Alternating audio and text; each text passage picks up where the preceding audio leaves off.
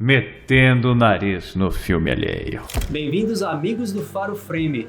Hoje é um dia especial, continuamos nossa jornada de conhecer o país em parceria com Desbravando Capitais e falar, é claro, de audiovisual e cinema.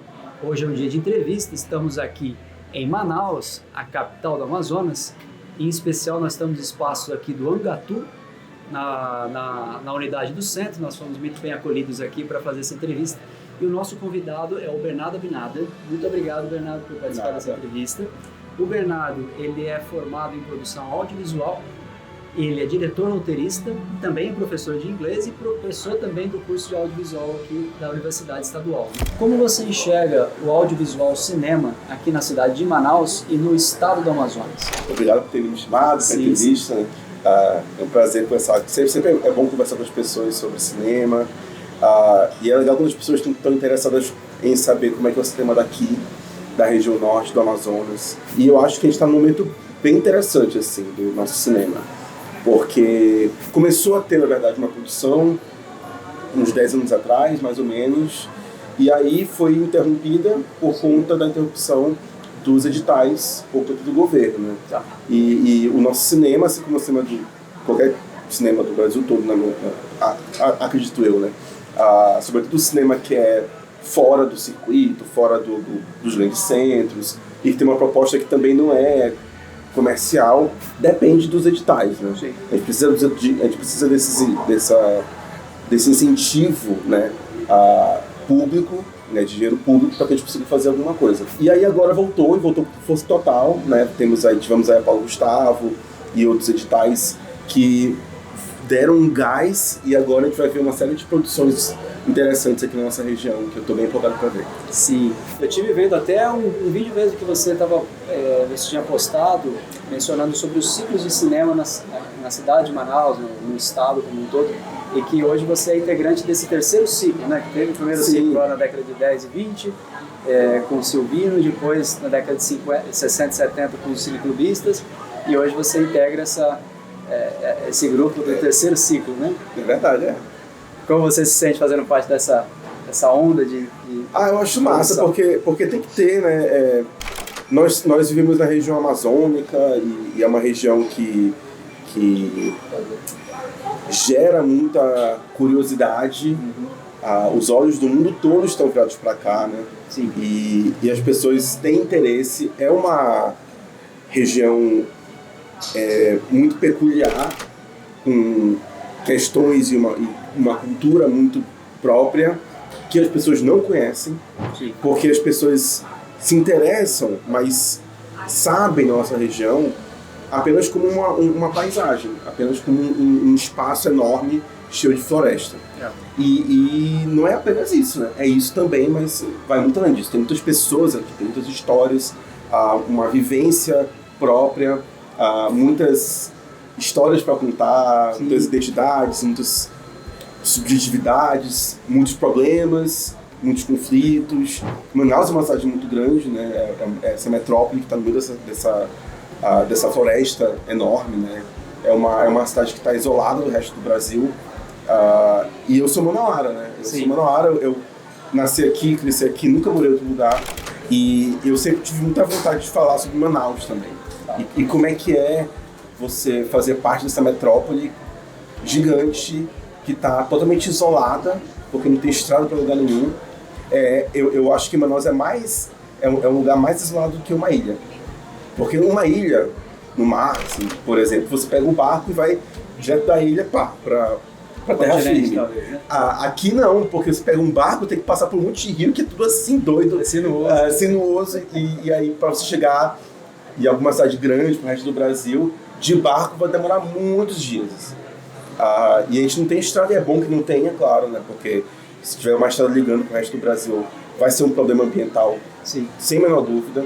É uma realidade que a gente vive, assim, é a nossa realidade, que é esse isolamento que acaba gerando um monte de pirações, eu acho, assim, né? Nas pessoas que moram aqui, um monte de questões interiores que são próprias nossas, assim, eu acho. Mas que pode encontrar ecos também em outras vivências. Sim, por aí. Você mencionou que a inspiração vem muito dessa questão de demonstrar a vivência de um Amazonas que muitas pessoas não conhecem, ou tem seus estigmas. Sim. E que não se abre para conhecer mais. E imagino que uma das suas inspirações é isso, dar voz a essas histórias, né? Mas que outras inspirações, da onde veio essa centelha do audiovisual cinema na sua vida? Com certeza essa questão de falar sobre a nossa vivência aqui é algo muito forte, porque ela é muito múltipla, né? Existem várias Amazônias, existem várias vivências diferentes, existem várias cidades, somos múltiplos, né? E temos muitas histórias para contar. Eu, no começo, quando eu comecei a fazer curtas, eu e algumas pessoas que eu conheço também da minha geração, digamos, desse terceiro ciclo, talvez, né? A gente aqui de Manaus, no caso, especificamente, queria muito fazer filmes urbanos, sabe? Falar assim, não é porque a gente é da Amazônia que a gente vai falar sobre a Amazônia. Não, vamos falar sobre filmes urbanos, vamos mostrar uma outra coisa, porque aqui não é a Amazônia. E, de fato, eu tive uma vivência, uma vida urbana. Eu fui muito pro interior, sobretudo depois de velho, eu fui muito pro interior para dar aula e tal, dei aula em várias cidades do interior. Mas a minha vivência, sobretudo minha juventude, foi toda dentro de Manaus, assim, não foi amazônica, sabe? A gente ia tomar banho de rio e tal, mas não é uma vivência amazônica como é dos ribeirinhos, das pessoas que são ribeirinhas, das pessoas que moram no interior, como também não é, obviamente, muito diferente de uma vivência indígena, que já é um outro papo, que também é plural, que também tem suas complexidades. Várias etnias, cada um com a sua característica. Exatamente, né? e tem indígenas urbanos também, enfim, tem várias, tem uma multiplicidade, né, de subjetividades aqui da região. Então no começo a gente queria muito fazer isso, quero mostrar uma Amazônia urbana. Então os primeiros curtos foram curtas bem amadores, também trazia isso. E tem uma galera dessa terceira geração, do terceiro ciclo, que também que tem essa proposta e que continua com essa proposta de querer falar sobre essa vivência amazônica urbana, que também é muito própria. Mas depois eu fui começando a pensar em outras formas de me reaproximar desse rio, né, que sempre me fascinou também, e de como pensar o Rio Negro, né, porque para mim na minha cabeça, né, o Rio Negro está muito presente, assim. Apesar de eu ter tido uma vivência urbana, né? Uma vivência urbana, sempre estava lá o Rio Negro, aquelas água escura. E quando eu comecei a ir para outros lugares, visitar outros lugares, sempre fui percebendo, é uma coisa muito própria mesmo, assim, né? É uma estética, e não apenas uma estética, mas uma vibe muito própria, assim, né? De você ter esse Rio Negro e bonito e misterioso, sabe? Então, agora forte, eu estou começando a me envolver com o Rio, né?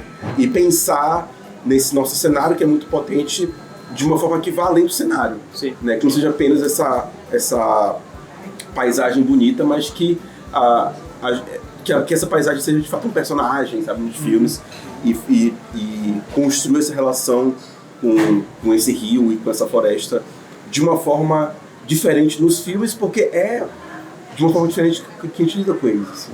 São paisagens que não são apenas paisagens pra gente, né? São cenários, são espaços que determinam muito da nossa vivência. Para ir para o interior, por exemplo, para ir para algumas cidades, para visitar algumas pessoas, para ir para certos lugares, sempre dependeu muito do período de vazante de seca do rio, por exemplo. Isso é uma coisa que sempre me marcou muito, sempre fez parte da nossa realidade, sempre foi uma coisa natural e que eu percebi que não tem em nenhum outro lugar esse tipo de coisa assim. Aí, nossa, então isso é uma coisa muito própria nossa. E a partir daí eu comecei então a pensar nessas outras narrativas, e foi daí que surgiu o meu último curta, que eu já lancei. Que é o Barco e o Rio. Que é o Barco e o Rio, né? Que é o premiadíssimo, né? O curta que a gente... O primeiro curta que a gente fez, de fato, que não foi amador, que a gente teve algum dinheiro e tal. Exatamente, o Barco e o Rio, que eu vou transformar em longa-metragem. Barco e o Rio, para os nossos telespects aqui, é um curta do Bernardo que teve bastante projeção, rodou bastante nos festivais, concorreu a vários prêmios, ganhou vários prêmios internacionais, prêmios no Festival de Gramado, arrebatou 5 Piquitos. Foi. 5 Piquitos. Então teve premiações. Eu entendo que o Projeto Paradiso, você já estava no momento da transformação dele para longa, ou ainda era como curta? Era para longa. Sim. Era já para longa. Você teve também a escolha, né? Porque para fazer parte do projeto Paradiso é quando se identifica o talento e aí isso você aposta nesse projeto, né? Sim. Do Paradiso. Né? Eu queria que você explicasse um pouco para a gente essa questão da construção do Barco e o Rio como curta e entender um pouco hoje como que está o projeto do longa, porque eu entendo que ele está no processo de produção, né? Então, o curto Barco e o Rio surgiu quando eu estava fazendo o curso de audiovisual, porque eu fiz um curso de audiovisual aqui da região, da UEA, que é a Universidade Estadual do Amazonas. Sim. E agora eu sou professor, que é muito legal. Né? Que legal. E aí é engraçado porque eu fui da última turma que formou, e agora sou professor da primeira. Aí eu falo para os alunos que eu vou ter que fazer trote com eles, né? Porque eu sou professor, mas também sou veterano, né? Também sou...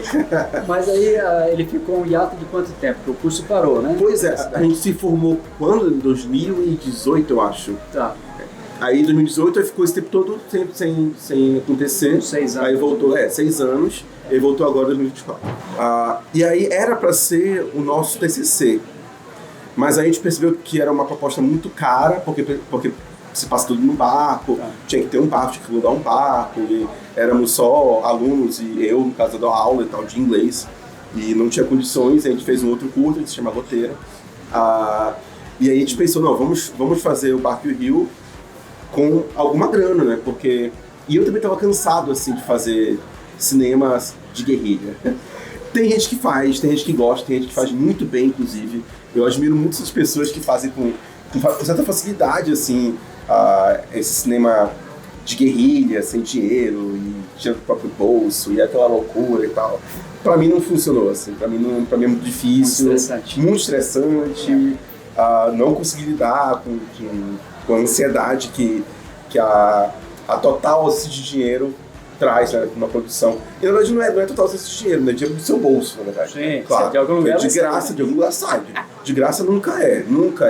Né? Você tem que pelo menos alimentar as pessoas do set, né? Exato. Se bem que tem gente que não alimenta, mas enfim, isso é outro papo. Aí a gente queria muito ganhar o edital que teve, que foi um edital municipal, né? Lá em 2018, o edital de 2018, gravamos em 2019 e a gente estreou em 2020. E aí eu pensei em colocar esse projeto, justamente. E é interessante porque era um projeto que foi a partir de um exercício sala de aula, que a professora colocou várias imagens e aí pediu pra gente criar uma história. Aí eu peguei a imagem que tinha um rio e um barco e criei, assim. Mas na verdade a minha vontade era de tratar de conflitos familiares, né? Que é uma coisa que eu sempre tive interesse nos meus filmes em tratar de relacionamentos interpessoais, sabe? Ir pra esse lado, assim, de entender as pessoas e trabalhar com personagens. E eu gosto muito de personagens. Aprofundar os personagens. Isso, aprofundar os personagens que são contraditórios, é uma coisa que sempre me atraiu muito em cinema e em teatro também, que eu nunca fiz teatro, mas eu estudei muito teatro. Eu estudei teatro no mestrado, que eu fiz na Universidade Federal, estudei teatro e cinema. E na época eu tinha essa ideia sobre essas duas irmãs, e eu só fiz meio que adaptar para essa questão de barco e rio, e cada irmã representar o barco, como representa o barco, como representa o rio. Aí comecei a construir essa ideia que acabou se tornando curta. E aí foi uma grande felicidade, assim, curta. Sim. A gente conseguiu o edital, a gente conseguiu fazer de uma forma, da forma como a gente queria fazer, com tranquilidade, com o tempo, podendo pagar as pessoas de forma justa, sabe? Sem trabalhar de forma precária, que é uma coisa que eu acho muito ruim. Ou depender muito da boa vontade, né? Da paixão. Exato, e que não existe isso também, né? E, sabe, eu que estava com 30 anos já de idade, eu pensei, mais de 30 anos de idade, eu pensei, chega, sabe? Já não sou mais adolescente, eu não sou mais um jovem adulto de 20 e pouquinhos anos, sabe? Eu já fiz 30 anos de idade, preciso começar a pensar em coisas sérias, e aí eu comecei a pensar, isso é sério mesmo? Falei, cinema é a coisa mesmo séria ou é só uma brincadeira, só um hobby? Porque tem uma hora que não dá, né, pra ser só um hobby. E eu pensei, não, eu vou tentar, ia ser minha última cartada, assim, tipo, ou vai dar certo agora, ou não dá certo nunca mais, assim. Sim. E ainda bem que deu super certo, deu muito mais certo do que a gente imaginava, assim. Eu lembro que quando a gente foi chamado para estrear o curta em Gramado, a estreia foi em Gramado, já foi uma coisa assim, meu Deus do céu. Extraordinária, né? Extraordinária. Nada do que eu tinha feito tinha saído Não que eu também tinha tentado muito, assim, porque eram curtas bem amadores e tal, mas foi uma enorme surpresa, assim. Meu Deus do céu, fez sentido pra ele, sabe? Lá pro outro lado, do outro lado do país, né? Literalmente, do outro lado do país fez sentido. E aí já foi uma grande festa, assim, ter entrado, né? Ter sido selecionado. Sim. E aí quando ganhou os 5 quintos, aí foi a coisa mais estranha. Foi a coisa mais louca ainda, porque, pelo amor de Deus, o que estava acontecendo? Tava nas nuvens, assim, né? E foi durante a pandemia. Sim. Sabe? Então tudo, eu lembro que eu tava com esse celular aqui, falando com as pessoas assim, aí de repente, Marco Rio, meu Deus, eu tive que falar no celular e tal, porque meu computador não estava funcionando direito e tal. Então eu agradeci pelo celular, e aí tava lá meu rosto no Canal Brasil, sabe? Foi muito doido, assim, e foi uma coisa muito legal, claro, por conta de tudo isso e por conta, sobretudo, de ser um filme totalmente amazonense, assim. Uma equipe totalmente, 100% amazonense. Com exceção da pós de som e de imagem que foi feita fora. Né? A pós de som foi feita pelo Lucas Coelho, de Fortaleza, e a pós de imagem foi feita em Minas, porque não tem, aqui em Manaus ainda, não tem profissionais que fazem pós de som e de imagem ainda, e aí a gente teve que fazer fora. Mas tirando isso, todo mundo é uma equipe totalmente 100% amazonense, e aí ver a equipe sendo premiada, sabe? De ganhar o prêmio de melhor fotografia, ganhar o prêmio de melhor direção de arte, sabe? O pessoal daqui ser reconhecido, isso foi muito importante, pelo menos pra mim, assim, e pra turma, né, que fez o filme. Foi muito importante pra gente mostrar, assim, olha, a gente tá aqui em Manaus, a gente não precisou sair daqui, sabe? A gente não precisou fazer curso fora, eu nunca fiz curso fora, pra conseguir fazer um curta que fosse premiado lá fora.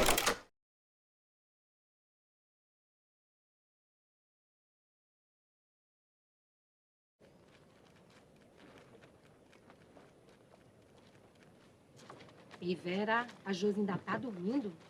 Uma ajudinha aqui ia bem, né? Chegou de manhã de novo. Mas pelo menos ela não trouxe nenhum macho pra dentro do barco.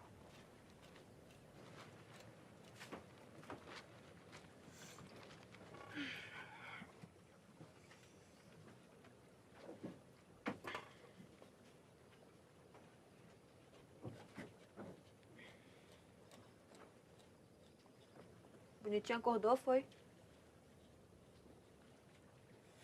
Bom dia.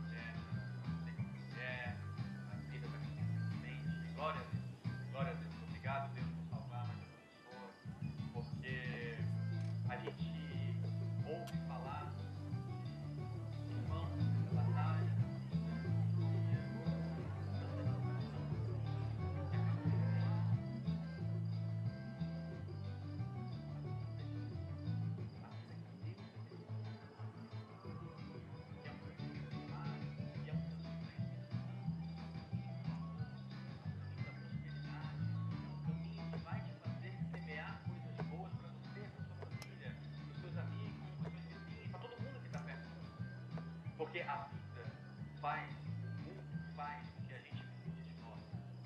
A vida faz com que a gente se distancie de Deus, que a gente ache que Deus não é importante na nossa vida, que a gente pense que o mundo é mais interessante do que Deus, porque nele eu posso ser mais livre, eu tenho liberdade. Não tem.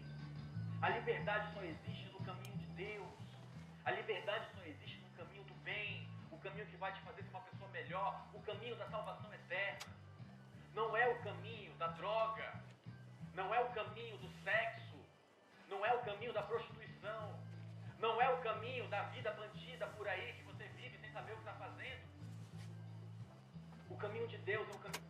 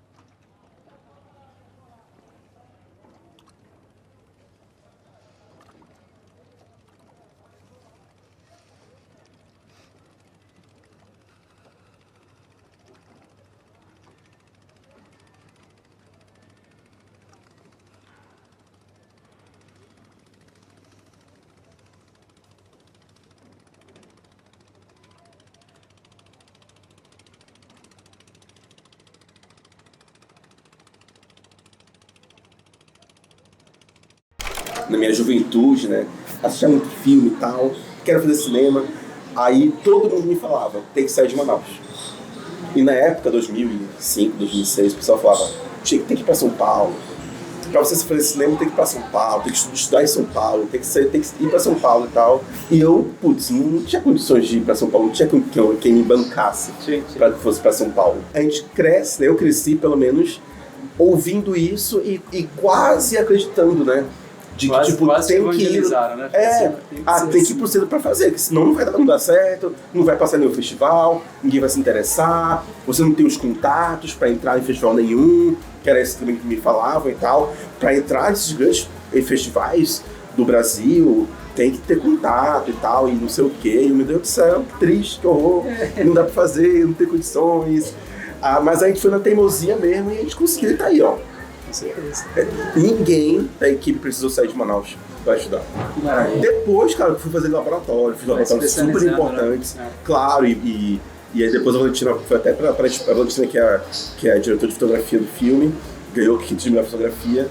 Ela é amiga e também minha sócia. A ideia de fazer cinema começou com um papo eu e ela e tal, grande amiga. E ela já conseguiu fazer curso na Espanha e tal. E isso pra gente foi muito importante, sabe? Pra mostrar que não precisa fazer curso fora e não precisa vir pessoas de fora para fazer algumas qualidades. E tem muito disso, né? Às vezes tem um bom roteiro e tal, não fala assim, não, vamos trazer a produção toda lá de fora. Né? Exatamente. Faz aquilo naquele local, muitas vezes pode ser que não vai ter um olhar que já é da pessoa local, né? Mas e aí o longa, como que tá indo? Você tá fazendo ele, você teve a questão do Projeto Paradiso, né? Pois é, então vai rolar o longa. Conseguimos a Paulo Gustavo, vamos filmar ano que vem. Legal. Estamos muito felizes, né? Acho que é isso que é por isso que eu estou empolgado com o que vai vir, né? Porque com a Paulo Gustavo vai vir longas, vão vir alguns longas, assim, feitos daqui, com a galera daqui, por pessoas daqui. E eu estou muito curioso para ver, porque eu acho que vão sair produções bem interessantes. É legal também porque até então, os longas que foram filmados aqui na Amazônia, eram de fora.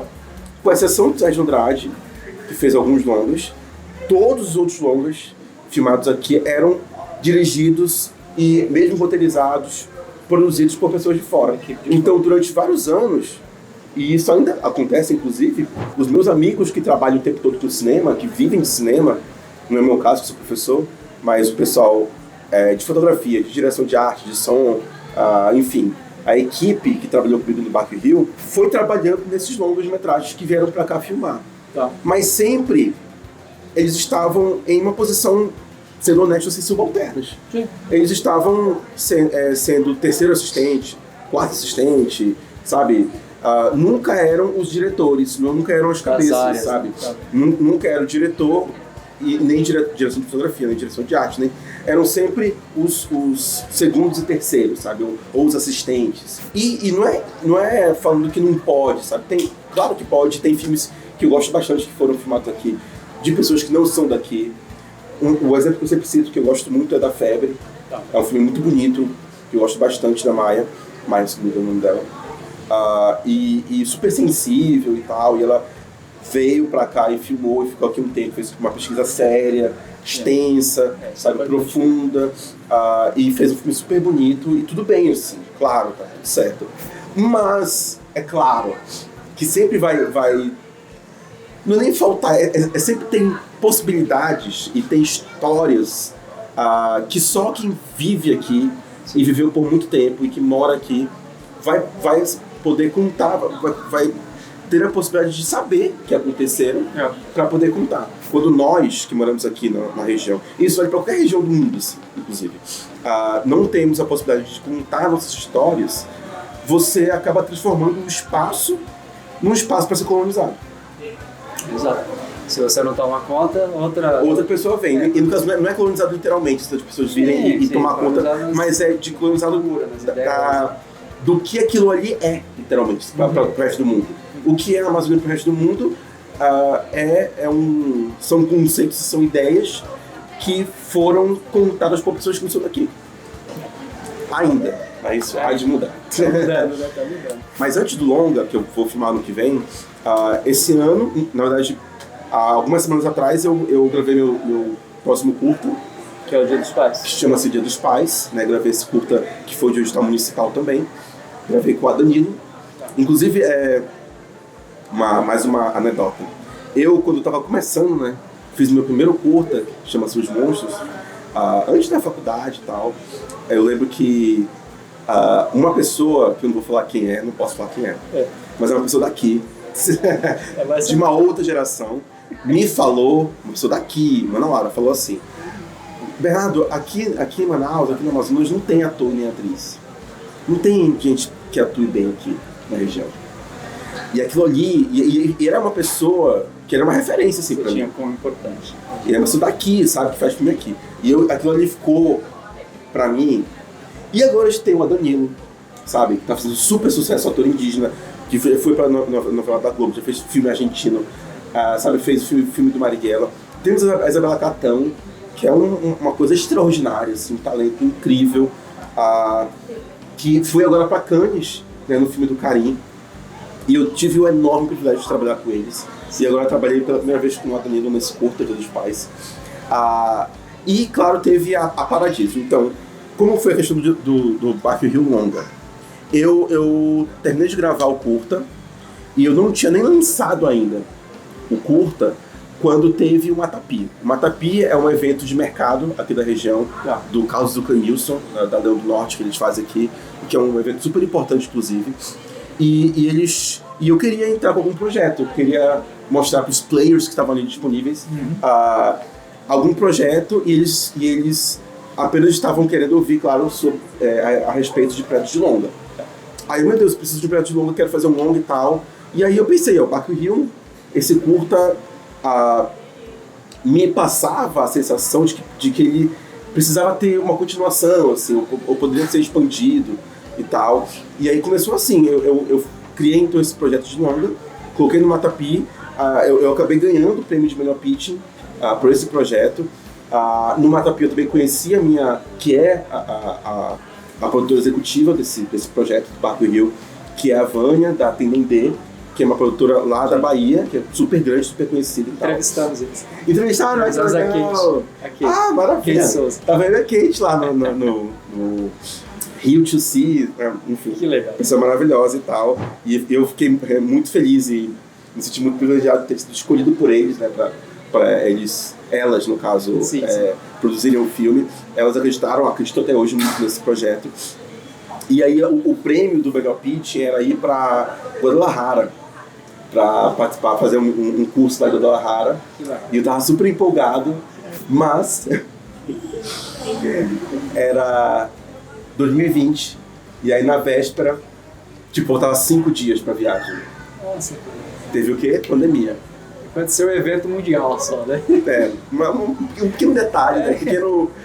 Uma pequena barreira aí, que foi a pandemia, aí eu tive que fazer online, mas foi incrível. E a partir daí eu comecei a construir esse projeto, comecei a colocar o projeto nesses laboratórios, entrar em algum laboratório.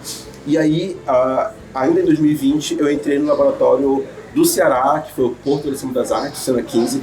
Um laboratório fantástico, foram 7 meses, um laboratório atípico, porque geralmente eles são de 2 semanas, 1 mês, e esse foi de 7 meses, então foi uma formação super longa. Conheci o Karim, inclusive, nesse laboratório. Foi tudo online, né, por causa da pandemia da época. Tudo foi online, meu Deus do céu. O Baco Rio passou em vários festivais, tudo online. Tudo online. Eu até ficava me perguntando, será que isso é verdade? Porque tá tudo sendo mostrado pra mim por essa tela aqui do celular, sabe? Esse trocinho aqui, será que é verdade mesmo? Né? Não tá contando com ninguém, não tá conversando com ninguém. Pois é, tô isolado aqui, meu Deus do céu, será que eu tô pirando? Tô ficando maluco na pandemia. Mas aí eu comecei a colocar, e aí foi no Cena 15, porque a Paradiso, eles selecionam a partir dos laboratórios, né? Eles não fazem, se bem que hoje em dia acho que já tem, né? Não sei. Mas na época, eles faziam uma seleção da seleção. Entendi. Eles pegavam um projeto ou 2 de cada laboratório para fazer parte da rede. E aí no Cena 15, eles selecionaram o Baco Rio, né? E foi muito legal. Eles selecionaram para ir para Biarritz, inclusive, para participar do Ball Lab em Biarritz. E a gente foi, ainda bem que foi 2021 já tinha como ir fisicamente, né? Então eu pude ir pra França, levar o projeto do Baco Rio pra lá, o pessoal gostou muito e tal. E foi assim que eu entrei na Paradiso, e agora conseguimos uma verba inicial para fazer o longa-metragem, né? Que vamos gravar no que vem, estamos atrás de mais. Mais porque gravar aqui não é barato. As dificuldades logísticas. A gente chama de custo amazônico. Gravar aqui tem um custo amazônico. Uma das coisas que eu acho que eu acabei não citando no começo, que eu não te apresentei, é a respeito da Fita Crepe, que é a sua produtora, que faz a parte de filmes e artes cênicas também. Sim. Não é necessariamente só a parte audiovisual e cinema. E eu vi alguns projetos bem interessantes que vocês já tocaram, que aí tem a parte mais cênica. Sim. Que foi o Roda na Praça, eu achei um evento cultural espetacular. Que essa é a sua produtora, que você tem sediada aqui em Manaus, que você trabalha dentro da cidade, né? Queria que você contasse um pouquinho mais pra gente sobre o Roda na Praça, eu achei um projeto muito interessante. A Fita Crepe mudou de nome. É super recente, ainda vamos ainda fazer o rebranding, né? Pois é, mudou de nome, agora é Cidade Flutuante. Cidade Flutuante, né? Uma coisa mais séria, digamos assim. Mas foi uma decisão nossa, assim, e a Cidade Flutuante somos nós 3, né? Eu, a Valentina, que é diretora de fotografia, que eu já citei aqui, amiga, e uma outra amiga que é a Ana. A Ana é atriz e ela é palhaça. Sim. E aí ela tem esses projetos incríveis de palhaçaria, e teve Roda na Praça, teve, na verdade, mais de uma vez, e teve outro projeto que é fantástico também, que é a Palhaçaria Navegante. Eu vi os dois. Sim, e maravilhoso. é muito legal, assim, de levar a palhaçaria, porque tem muitas pessoas que fazem palhaço aqui na região, e levar os palhaços para várias praças de diferentes lugares de Manaus, e aí na Palhaçaria Navegante ela conseguiu levar para o interior do Amazonas, levar para as comunidades ribeirinhas e tal, e isso foi muito legal, é muito, muito bonito também. E vocês conseguiram incentivo público, né? Incentivo público, tudo foi por incentivo público. É que tem o apoio público para levar esses eventos, tanto nas regiões que não são tão favorecidas da cidade, quanto nos interiores do estado também. Né? Exatamente. Levar a cultura. Eu vi vários vídeos e eu fiquei prestando atenção na reação tanto das crianças quanto dos mais velhos. Eram umas risadas bem espontâneas, assim, né? Brincadeiras que são, às vezes, bobinhas, de palhaçaria, no caso, né? Sim, sim. Mas é uma coisa que toca ali no âmago, né, da criança, é uma coisa mais sensível, mais singela. Achei muito bonito esse projeto. É super importante porque tem muitos lugares, tanto aqui de Manaus, né, nos bairros bem periféricos, mas sobretudo no interior do Amazonas, que não tem acesso à cultura, assim. Isso é muito, muito triste, assim. Propostas e projetos feitos por profissionais da cultura não chegam nesses lugares, e porque são lugares distantes e de difícil acesso, porque aqui na região há várias comunidades que você só chega de barco. É por isso que a questão do barco e rio, Palhaçaria Navegante e esse trânsito fluvial é uma coisa muito própria nossa e muito forte, porque é o principal meio de transporte no sentido de ir de uma cidade para outra aqui da região. As pessoas vão muito mais de barco do que via terrestre, né? A estrada vai até certos lugares, mas a vasta maioria das comunidades você pode acessar por via fluvial, né? E isso acaba gerando uma série de problemas e de dificuldades para fazer com que coisas básicas, né, e importantes cheguem em lugares mais distantes. E dentre essas coisas que são básicas, tá a cultura, né, claro. Essencial para construir o cidadão. Exatamente, né? Essencial para viver, né? Ninguém vive sem cultura, né? Ninguém vive sem música, sem história, sem literatura, sem arte, sem cinema. Sem perpetuar as histórias dos antepassados. Sem perpetuar a sua visão de mundo, né? Exatamente, você construir sua visão de mundo, conhecer o mundo lá fora, se conhecer melhor. Eu acredito muito nisso. Acho que o cinema tem esse papel importante, que é de fazer a gente se conhecer melhor e conhecer melhor o outro.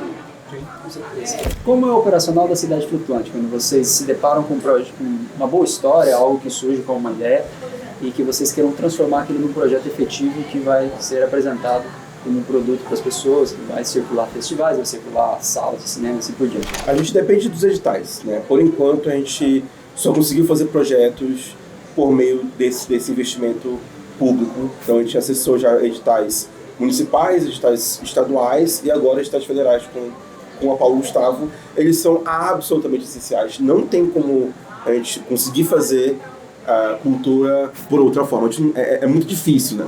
Tem, claro que tem. Volta naquele negócio de guerrilha que você estava falando. Exato, mas aí entra na questão de guerrilha, entra na questão da precariedade, sabe? Que é uma coisa que a gente quer muito fugir nós estamos nessa luta de ir contra essa ideia de que, sobretudo quando é uma ideia que foge de uma coisa padronizada ou comercial e tal, ir para esse lado da precariedade, não precisa, a gente está lutando muito para que isso acabe.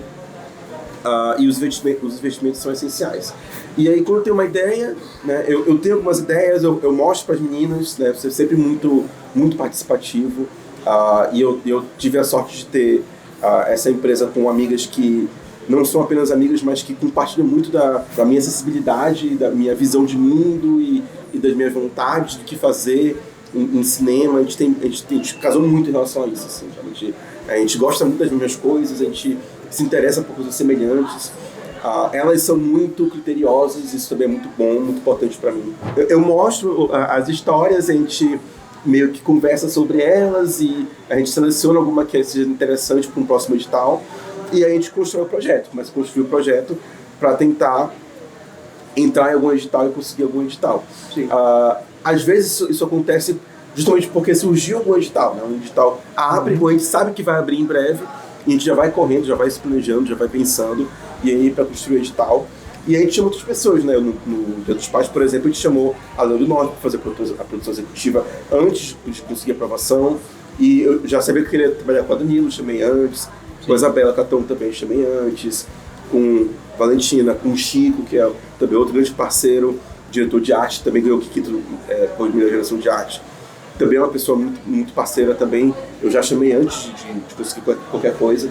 E é sempre muito coletivo nesse sentido, sabe? Eu sempre mostro muito o que eu escrevo para as pessoas.